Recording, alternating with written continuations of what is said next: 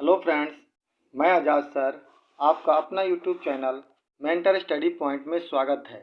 जैसा कि दोस्तों आप जानते हैं कि मैं आप लोगों को 12th क्लास की पॉलिटिकल साइंस और हिस्ट्री पढ़ाता हूं। इसी के तहत मैं आपको प्रत्येक सप्ताह में एक ऐसा भी मॉडल पेपर तैयार करके देता हूं जिस आधार पर सीबीएसई के न्यू सिलेबस पैटर्न का जो एग्ज़ाम होने वाला है उसी आधार पे होगा, जिसमें से मैं आप लोगों को 25 क्वेश्चन का एक पीडीएफ तैयार करता हूं, एक सेट तैयार करता हूं। इसमें से 16 क्वेश्चन आपके एग्जाम में आएंगे। जो पैटर्न होगा, न्यू सिलेबस आधारित जो पैटर्न होगा उसमें ऑब्जेक्टिव क्वेश्चन 16 आएंगे, जिसमें से पूछने के तरीके अलग अलग होंगे। कुछ क्वेश्चन ऐसे होंगे दोस्तों जो फिल इन द ब्लैंक्स भी हो सकते हैं, कुछ क्वेश्चन ऐसे होंगे जो आपको विस्तार करने वाले भी हो सकते हैं, फुल फॉर्म लिखने वाले होंगे, कुछ क्वेश्चन ऐसे होंगे जो एमसीक्यूज वाले भी होंगे दोस्तों, कुछ क्वेश्चन ऐसे होंगे जो कथन कारण वाले भी होंगे, और कुछ क्वेश्चन दोस्तों ऐसे होंगे जो मैचिंग वाले भी होते हैं। ठीक है दोस्तों, तो इसी को ध्यान में रखते हुए मैं आपको 25 क्वेश्चन कराता हूं प्रत्येक सप्ताह में एक दिन, और उससे रिलेटेड क्वेश्चन मैं देता हूं जो टॉपिक को कराता हूं, और उसी से मैं आप लोग ये कर सकते हैं कि 25 का प्रैक्टिस कर सकते हैं। साथ ही साथ इसमें से जो मैं ऑनलाइन की जगह पे ऑफलाइन पढ़ाता हूँ उसमें हम 16 टेस्ट क्वेश्चन में देते हैं। तो दोस्तों आज का टॉपिक आपका पॉलिटिकल साइंस का है, जिसमें से न्यू पैटर्न के आधार पे पांचवा और छठा जो चैप्टर है, यानी आपको अंतर्राष्ट्रीय संगठन और उसकी जो नई एजेंसियां जुड़ी हुई है वो, और वैश्वीकरण, इन दोनों से रिलेटेड मिला करके हमने दोस्तों आपके लिए 25 क्वेश्चन तैयार किया है। अब इस 25 क्वेश्चन में से आपके टेस्ट में जो होंगे 16 क्वेश्चन आते हैं, और 16 क्वेश्चन आप बनाएंगे। 25 क्वेश्चन ध्यान से पढ़ करके उसे याद कर लेंगे, आपके बोर्ड के एग्जाम के लिए बहुत ही ज़्यादा सहूलियत होगा। तो दोस्तों चलिए हम लोग पहले क्वेश्चन की तरफ बढ़ते हैं। जो लोग भी चैनल से नए जुड़ रहे होंगे प्लीज़ चैनल को सब्सक्राइब कर दीजिए, चैनल को अपने दोस्तों के बीच में ज़्यादा से ज़्यादा शेयर करने का कीजिए, और कमेंट और लाइक जरूर कीजिए, ताकि आपके एक कमेंट और एक लाइक से हमारा भी मनोबल बढ़ता है, जो मैं आपके लिए बेहतर से बेहतर क्वेश्चन लाने का ऑब्जेक्टिव प्रयास करता हूँ। क्योंकि दोस्तों अभी के डेट में सभी बच्चे पढ़ रहे हैं, कोई बच्चे ऑब्जेक्टिव पर ध्यान नहीं दे रहा है। अगर आपको 90 प्लस, 95 प्लस या 100 में 100 अगर आपको नंबर लाने हैं तो दोस्तों ऑब्जेक्टिव पे बहुत ज़्यादा अच्छी से पकड़ होनी चाहिए। अदरवाइज ऑब्जेक्टिव क्वेश्चन अगर एक भी गलत होता है तो टोटली गलत तो माना जाता है। लिखने वाले एग्जाम में तो चलो 3 नंबर के क्वेश्चन आप कुछ भी लिखते हैं तो 2 नंबर तो निश्चित तौर पर मिल ही जाता है, 1 नंबर तो मिलेगा ना दोस्तों। लेकिन ऑब्जेक्टिव में अगर 5 गलती कर दिए तो टोटली 5 माइनस हो गए। इसलिए दोस्तों सबसे बड़ी बात है कि आपको ये ध्यान देना पड़ेगा कि सबसे पहले हमें ऑब्जेक्टिव पे फोकस करना है, ताकि हमारा 16 का 16 जो ऑब्जेक्टिव क्वेश्चन होंगे वो बिल्कुल करेक्ट हो जाए। ठीक है दोस्तों, इसी को ध्यान में रखते हुए मैं आपको वीक में एक दिन टॉपिक को जो मैं पढ़ाता हूँ उसको आपके लिए मैं लाता हूँ, और आप इसे याद करते चलिए, ताकि अंत समय में आपके जब बोर्ड के एग्जाम होंगे उस समय आपके ऊपर ज़्यादा से ज़्यादा प्रेशर नहीं होगा। तो चलिए दोस्तों आज हम लोग बात करते हैं। पहला क्वेश्चन है वैश्वीकरण का। वैश्वीकरण के बारे में कौन सा कथन सही है, कोई पूछ रहा है कि कौन सा कथन सही है। अब तो दोस्तों क्वेश्चन ऑप्शन नंबर ए कह रहा है कि वैश्वीकरण सिर्फ आर्थिक परिघटना है। देखिए वैश्वीकरण आर्थिक परिघटना नहीं है, राजनीतिक और सांस्कृतिक भी परिघटना है, यानी ये क्वेश्चन ए इसका गलत हो जाएगा। क्वेश्चन कह रहा है वैश्वीकरण की शुरुआत 1991 में हुई थी, 90 के दशक में ही हो गया था दोस्तों। वैश्वीकरण और पश्चिमीकरण समान है, नहीं, दोनों अलग अलग। ठीक है दोस्तों, वैश्वीकरण एक बहुआयामी परिघटना है। तो दोस्तों इसका आंसर क्या हो जाएगा, डी हो जाएगा। कह रहा है वैश्वीकरण के बारे में कौन सा कथन सही है, तो इसके बारे में क्वेश्चन नंबर डी सही है, बिल्कुल इसका करेक्ट आंसर हो जाएगा कि वैश्वीकरण एक बहुआयामी परिघटना है, एक कंसेप्ट नहीं है। वैश्वीकरण में आर्थिक भी है, सामाजिक भी है, राजनीतिक भी है, सांस्कृतिक भी है, बहुत सारी चीजें हैं जो इसका प्रवाह होता है, वही वैश्वीकरण कहलाता है दोस्तों। तो इसका आंसर क्या हो जाएगा, डी हो जाएगा। वैश्वीकरण एक बहुआयामी परिघटना है। अब दोस्तों आंसर आगे कह रहा है कि वैश्वीकरण क्या है। यहाँ भी क्वेश्चन है, क्वेश्चन तो वैश्वीकरण का ही है, लेकिन क्वेश्चन कह रहा है वैश्वीकरण क्या है। कह रहा है कि विश्व के देशों का एकीकरण है, विश्व के वस्तुओं का एकीकरण है, विश्व के विचारधारा का एकीकरण है, या उपरोक्त सभी है। तो दोस्तों इसका आंसर क्या हो जाएगा, इसका आंसर हो जाएगा उपरोक्त सभी, डी इसका आंसर हो जाएगा। ठीक है, वैश्वीकरण क्या है, तो वैश्वीकरण विचारधारा का भी जोड़ता है, वस्तु एक जगह से दूसरी जगह आदान प्रदान करता है, देशों को आपस में जोड़ने का प्रयास कर रहा है। तभी तो कहते हैं पूरा दुनिया जो है आज के डेट में धीरे धीरे एक क्या होती जा रही है, एक विश्वग्राम के रूप में कन्वर्ट होते जा रहा है। चलिए दोस्तों बहुत अच्छा, आप लोग इसे याद करते चलिएगा। 3 नंबर क्वेश्चन की तरफ हम बात करते हैं। 3 नंबर क्वेश्चन क्या कह रहा है, कह रहा है कि वैश्वीकरण का अर्थ क्या होता है। क्या वैश्वीकरण का अर्थ प्रवाह होता है, वस्तु का प्रवाह होता है, क्या वैश्वीकरण का अर्थ विचार का प्रवाह होता है, क्या वैश्वीकरण का अर्थ पूंजी का प्रवाह होता है, या उपरोक्त तीनों होता है। तो दोस्तों वैश्वीकरण का अर्थ प्रवाह अर्थात वस्तु, विचार और पूंजी का प्रवाह ही क्या कहलाता है, वैश्वीकरण कहलाता है। तो इसका आंसर दोस्तों हो जाएगा डी। ठीक है दोस्तों, इसका आंसर क्या हो जाएगा, डी हो जाएगा। ये दोस्तों क्वेश्चन मैं आपको ऑब्जेक्टिव बता रहा हूँ, आगे आपको अलग अलग टाइप के भी क्वेश्चन इसमें मिलेंगे। ठीक है दोस्तों, चलिए आगे देखते हैं क्या कह रहा है। कह रहा है कि वैश्वीकरण की शुरुआत भारत में किसके द्वारा की गई थी। सबसे पहले भारत में वैश्वीकरण की बात करने वाले कौन से व्यक्ति थे जी, जो आपके उपलब्ध ऑप्शन है अटल बिहारी वाजपेयी, डॉक्टर मनमोहन सिंह, इंदिरा गांधी या नरेंद्र मोदी। वैश्वीकरण की बात करने वाला व्यक्ति कौन था, इस ऑप्शन के अकॉर्डिंग आपको जवाब देना है कि ऑप्शन में क्या है। हो सकता है कि वो भी व्यक्ति हो जो इसमें ना हो, वो अलग समय में किया हो। तो दोस्तों यहाँ पे आपको ये ध्यान में रखना पड़ेगा कि वैश्वीकरण की शुरुआत भारत में किसके द्वारा की गई थी। तो वैश्वीकरण की शुरुआत भारत में 90 के दशक में डॉक्टर मनमोहन सिंह के द्वारा की गई थी, जब भारत में हमारा एलपीजी का कंसेप्ट आया था। किसका कंसेप्ट आया था, एलपीजी का कंसेप्ट आया था। ठीक है दोस्तों, एलपीजी का मतलब था लिबराइजेशन, प्राइवेटाइजेशन और ग्लोबलाइजेशन। चलिए आगे बात करते हैं, क्वेश्चन नंबर 5 की तरफ चलते हैं दोस्तों। क्वेश्चन नंबर 5 क्या कह रहा है कि भारत में वैश्वीकरण की शुरुआत कब की गई थी, 1970 के दशक में, 1990 के दशक में, 2000 के दशक में या कोई नहीं। तो दोस्तों अभी हमने ऊपर जवाब दिया कि इसका आंसर क्या हो जाएगा, बी हो जाएगा। 90 के दशक में वैश्वीकरण की शुरुआत की गई थी। ठीक है दोस्तों, भारत में वैश्वीकरण की शुरुआत कब की गई थी, तो भारत में वैश्वीकरण की शुरुआत 90 के दशक में की गई थी। ठीक है दोस्तों, चलिए आगे हम लोग बात करते हैं। क्वेश्चन अगला, वैश्वीकरण का क्या प्रभाव है। क्वेश्चन नंबर आपको क्या है, 6 क्वेश्चन नंबर कह रहा है कि वैश्वीकरण का क्या प्रभाव होता है। ठीक है, तो देखिए कह रहा है कि राजनीतिक प्रभाव, आर्थिक प्रभाव, सांस्कृतिक प्रभाव या उपरोक्त सभी। क्या आंसर हो जाएगा, कह रहा है कि वैश्वीकरण का प्रभाव है, राजनीतिक प्रभाव है, आर्थिक प्रभाव है, सांस्कृतिक प्रभाव है या उपरोक्त सभी। तो दोस्तों इसका आंसर हो जाएगा उपरोक्त सभी। इसका क्या है, सभी प्रभाव पड़ता है, राजनीतिक प्रभाव, आर्थिक प्रभाव, सामाजिक प्रभाव, सांस्कृतिक प्रभाव, इस सब का प्रभाव पड़ता है वैश्वीकरण का। ठीक है दोस्तों, तो इसका आंसर क्या हो जाएगा, डी हो जाएगा। ध्यान से आप इसे ध्यानपूर्वक पढ़ लीजिएगा, याद कर लीजिएगा, बहुत इंपॉर्टेंट क्वेश्चन है, एनसीईआरटी से रिलेटेड क्वेश्चन है। आगे क्वेश्चन दोस्तों कह रहा है, अगला क्वेश्चन क्या कह रहा है, कह रहा है कि वैश्वीकरण के बारे में कौन सा कथन सही है। वैश्वीकरण के बारे में कौन सा कथन सही है। कह रहा है कि वैश्वीकरण का संबंध सिर्फ वस्तुओं की आवाजाही से है, वैश्वीकरण में मूल्यों का संघर्ष नहीं होता। कह रहा है कि वैश्वीकरण के अंग के रूप में सेवाओं का महत्व गौण है। कह रहा है कि वैश्वीकरण का संबंध विश्वव्यापी पारस्परिक जुड़ाव से है। तो दोस्तों वैश्वीकरण कौन सा कथन इसमें सही हो जाएगा, तो क्वेश्चन नंबर 7 का आंसर डी हो जाएगा। वैश्वीकरण का संबंध जो है विश्वव्यापी पारस्परिक जुड़ाव से है। ठीक है दोस्तों, सारी दुनिया इसमें जोड़ने का प्रयास कर रही है अपने आप को और हो भी रही है। क्वेश्चन नंबर 8 आ रहा है दोस्तों, क्या है, तो क्वेश्चन नंबर का रहा है कि WSF यानी वर्ल्ड सोशल फोरम की पहली बैठक कब हुई थी। ये क्वेश्चन बहुत इंपॉर्टेंट है, जो इन सब चीज़ों पे नियंत्रण करने का काम कर रहा है। एक संगठन है WSF, जिसका फुल फॉर्म होता है वर्ल्ड सोशल फोरम। कह रहा है कि इसकी पहली बैठक कहाँ हुई थी, 2000 में कब हुई थी, सॉरी 2000 में, 2004 में, 2003 में या 2001 में। तो WSF की पहली बैठक 2001 में हुई थी दोस्तों। इसका क्वेश्चन क्या हो जाएगा, डी हो जाएगा। ये कब हुई थी, 2001 में हुई थी।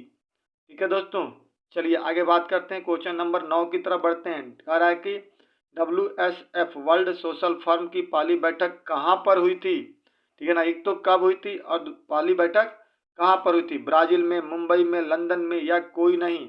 9 नंबर क्वेश्चन का आंसर क्या हो जाएगा दोस्तों, तो इसका आंसर हो जाएगा ए, ब्राजील में की गई थी। दूसरी बार मुंबई में हुई थी 4 में। पहली बैठक कब हुई थी, ब्राजील में हुई थी, याद रखना है। स्थापना कब हुई थी, 2001 में इसकी पहली बैठक ब्राजील में हुई थी, याद रखिएगा। अब दोस्तों देखिए 9 क्वेश्चन आपको मैंने ऑब्जेक्टिव फॉर्म में दिया। अब क्वेश्चन कुछ आपके वहाँ पे फिल इन द ब्लैंक्स भी होंगे इसमें, तो खाली को भरो। इस तरह के क्वेश्चन आपके आएंगे तो इसके भी क्वेश्चन आपको देने पड़ेंगे। तो दोस्तों इसमें क्या कह रहा है कि वैश्वीकरण को बढ़ावा देने में की प्रमुख भूमिका है। तो दोस्तों इसका आंसर क्या हो जाएगा, इसमें कह रहा है वैश्वीकरण को बढ़ावा देने में किसकी प्रमुख भूमिका है। तो इसमें आप याद रखिएगा, इसमें क्या आंसर हो जाएगा, प्रौद्योगिकी। क्या हो जाएगा दोस्तों, प्रौद्योगिकी यानी टेक्नोलॉजी। याद रखिएगा, लिखना मुश्किल हो रहा है तो वैश्वीकरण को बढ़ावा देने में प्रौद्योगिकी की प्रमुख भूमिका है। किसकी भूमिका है दोस्तों? प्रौद्योगिकी की। ठीक है, टेक्नोलॉजी की महत्वपूर्ण भूमिका है। आगे 11 नंबर क्वेश्चन कर रहा है कि वैश्वीकरण एक अवधारणा है। कौन सी अवधारणा है दोस्तों? तो विश्वव्यापी अवधारणा है। याद रखिए, वैश्वीकरण एक विश्वव्यापी अवधारणा है। याद रखना है आपको, क्या करना है इसमें, याद रखना है। पहले वाले में प्रौद्योगिकी फिलअप करेंगे, दूसरे वाले में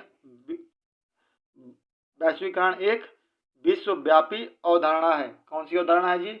बहुआयामी, यानी विश्वव्यापी का मतलब होता है बहुआयामी अवधारणा। क्या है जी? तो वैश्वीकरण एक बहुआयामी अवधारणा है। कौन सी अवधारणा है? बहुआयामी, जिसके बहुत सारे कंसेप्ट हैं। अब देखिए, अब अगला क्वेश्चन आ रहा है कि कौन सा कथन गलत है या कौन सा क्वेश्चन सही है। तो कह रहा है दोस्तों, इसमें आपको गलत और सही पे निशान लगाना है। ठीक है दोस्तों, तो इसमें कह रहा है कि वैश्वीकरण मुख्यतः राजनीतिक अवधारणा है। नहीं, केवल राजनीतिक अवधारणा वैश्वीकरण नहीं है, इसलिए दोस्तों इसका आंसर क्या हो जाएगा? गलत है। ये आपको सिर्फ गलत और सही का निशान लगाना है। वैश्वीकरण मुख्यतः राजनीतिक अवधारणा नहीं है। राजनीतिक अवधारणा के साथ साथ ये आर्थिक अवधारणा भी है, राजनीतिक अवधारणा भी है। ठीक है दोस्तों, और आगे चलते हैं दोस्तों, क्वेश्चन नंबर 13। क्वेश्चन नंबर 13 क्या कह रहा है? कह रहा है कि वैश्वीकरण की शुरुआत, वैश्वीकरण 1993 के बाद से फैलना प्रारंभ हो गया। नहीं, 90 के दशक में, 90 से ही शुरू हो गया था, 93 के बाद नहीं हुआ था। इसलिए दोस्तों क्वेश्चन इसका क्या हो जाएगा? ये क्वेश्चन गलत हो जाएगा। ये भी क्वेश्चन क्या है? गलत है।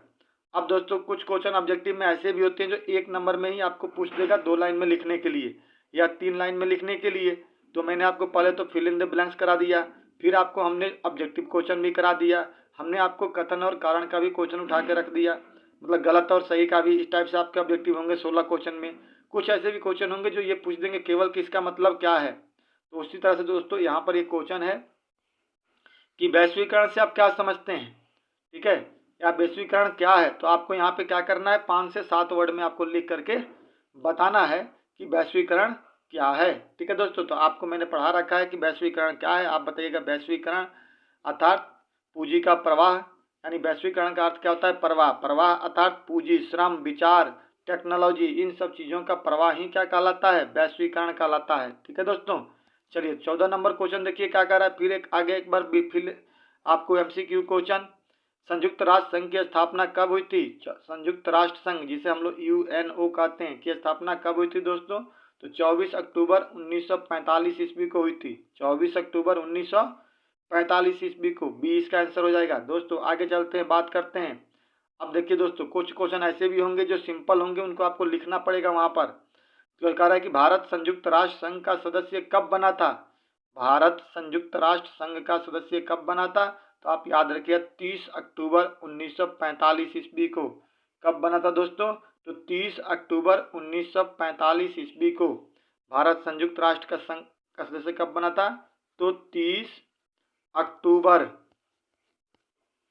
1945 को। ठीक है दोस्तों, चलिए 45 में यह स्थापना हुई थी।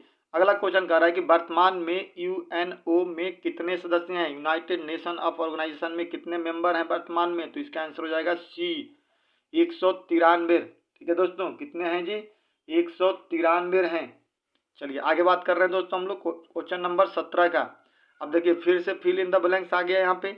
कह रहा है कि संयुक्त राष्ट्र संघ की सुरक्षा परिषद में डैश अस्थायी और अस्थायी सदस्य हैं। तो आपको याद रखना है कि संयुक्त राष्ट्र संघ की सुरक्षा परिषद में 5 अस्थायी सदस्य हैं। कितने हैं दोस्तों? 5 अस्थायी सदस्य हैं। कितने हैं दोस्तों? तो 5 अस्थायी सदस्य हैं।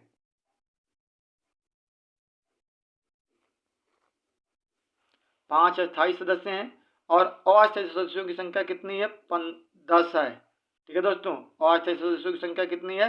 10 है। ठीक है, टोटल मिलाकर के इस सेक्शन में 15 होते हैं। अगला क्वेश्चन कह रहा है दोस्तों कि संयुक्त राष्ट्र संघ की स्थापना के उत्तराधिकारी के रूप में की गई थी। तो याद रखिएगा, संयुक्त राष्ट्र संघ की स्थापना लीग ऑफ नेशन, क्या कह रहे हैं? लीग ऑफ नेशन के उत्तराधिकारी के रूप में की गई थी।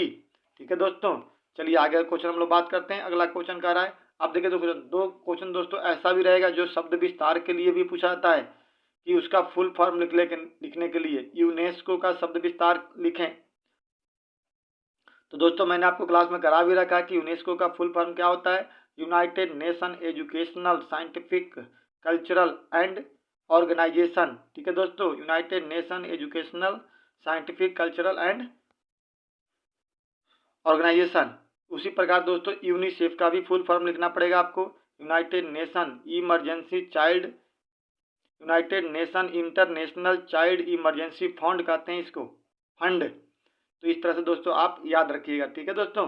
चलिए आगे बात करते हैं, इन दोनों को भी रख लीजिएगा। अगला क्वेश्चन है, कुछ क्वेश्चन आपको मैचिंग वाले आते हैं दोस्तों। अब देखिए मैं पहले आपको बताता हूँ कि क्वेश्चन मैचिंग कैसे करनी पड़ेगी आपको। तो देखिए इधर कर रहा है 24 अक्टूबर 19, मैं सारा नहीं बता रहा हूँ, आप खुद ही इससे करिएगा खोज करके। 24 अक्टूबर 1945, 10 दिसंबर 1948, फरवरी 1945, अगस्त 1941। अब इधर दिया हुआ अटलांटिक चार्टर, माल्टा सम्मेलन, यूएनओ की स्थापना, मानवाधिकार की घोषणा। अब इसमें होता क्या है कि मैचिंग करना रहता है, इसको मैचिंग कर दीजिए, बात खत्म हो जाएगी। तो जैसे आपको मैचिंग करना, जैसे कह रहा है कि 24 अक्टूबर 1945 को क्या हुआ था, इसमें से कौन सा सही है जी दोस्तों, तो आप इसको बता दीजिए 24 अक्टूबर 1945 को यूएनओ की स्थापना हुई थी, ऐसे हो गया। इसी प्रकार से और आप मिला दीजिएगा, आपका आंसर करेक्ट निकल जाएगा, ठीक है दोस्तों। अब कह रहा है कि 22 नंबर क्वेश्चन कह रहा है, 22 नंबर क्वेश्चन क्या कह रहा है दोस्तों, तो 22 नंबर क्वेश्चन कह रहा है कि यूएनओ के वर्तमान महासचिव के नाम बताइए, यूएनओ के वर्तमान महासचिव का नाम क्या है। तो आपको पता होगा यूएनओ के वर्तमान महासचिव का नाम क्या है, तो उसका नाम है एंटोनियो गुटेरस। एंटोनियो, नोट्स में भी आपको हमने दे रखा है दोस्तों, एंटोनियो गुटेरेस, गुटेरेस, ठीक है दोस्तों। क्या इसका आंसर हो जाएगा, एंटोनियो गुटेरस। चलिए अब क्वेश्चन नंबर 23 की तरफ हम लोग बढ़ते हैं। कह रहा है कि इनमें से कौन सा सदस्य सुरक्षा परिषद का सदस्य नहीं है। सुरक्षा परिषद में 5 अस्थायी सदस्य होते हैं, कह रहा है कि कौन इसमें सदस्य नहीं है। तो दोस्तों इसका आंसर क्या हो जाएगा, डी हो जाएगा इसका आंसर, कि कनाडा इसका सदस्य नहीं है। अमेरिका भी है, चीन भी है, रूस भी है, ब्रिटेन भी है, फ्रांस भी है, लेकिन इसका सदस्य दोस्तों कनाडा नहीं है। तो दोस्तों इस प्रकार से आपको हमने टोटल 23 क्वेश्चन कराया है आज के डेट में। इन्हीं क्वेश्चनों में से आपके 16 क्वेश्चन जो होंगे वो टेस्ट में आपके होंगे, जो शनिवार को आपका टेस्ट होता है दोस्तों, ठीक है। आप उसमें इन 23 क्वेश्चन को याद कर लीजिए, जिसमें से 16 क्वेश्चन पूछे जाएंगे।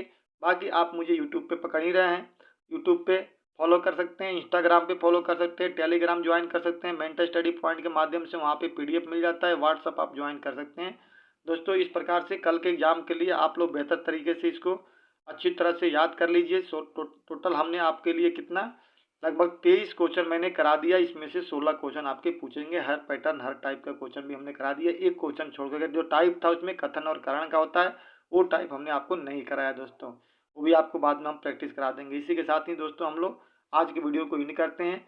जय हिंद,